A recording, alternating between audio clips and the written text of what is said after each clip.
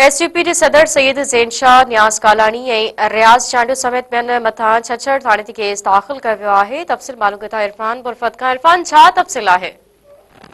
जी, मांझंद तालुके जो छछर थाणो आहे, उन ते केस दाख़िल कयो वियो आहे सरकार जे फ़रियाद ते त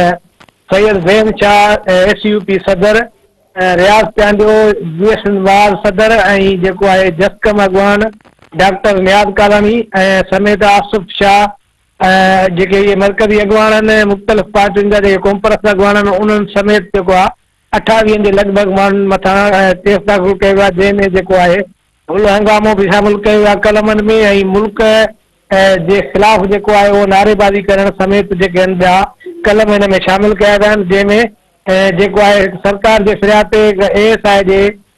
फ़रियाद कयो आहे त छछर थाणे ते पहुची त जेको आहे उहो सन चौक ते जेको आहे इहे मरकज़ी अॻवाननि समेत जेको आहे कुझु माण्हू रोड बंदि करे ऐं जेको आहे नारेबाज़ी कया ऐं मुल्क ख़िलाफ़ जेको आहे नारेबाज़ी करे रहिया, जंहिं खां पोइ हू पहुची छछर थाणे ते अहिड़ो केस दाख़िल करायो आहे। इन खां पोइ जेको आहे सिंध में जेको कॉन्फ्रेंस मुख़्तलिफ़ तंज़ीमूं आहिनि उन्हनि में ताप खिड़िजी वियो आहे ऐं जेको आहे उन्हनि मरकज़ी अॻवाननि समेत जेके कॉन्फ्रेंस अॻवान आहिनि उन्हनि अहिड़े वाक़े जी जेको आहे मज़म्मत कई आहे। जी इरफान, अवां जी महिरबानी।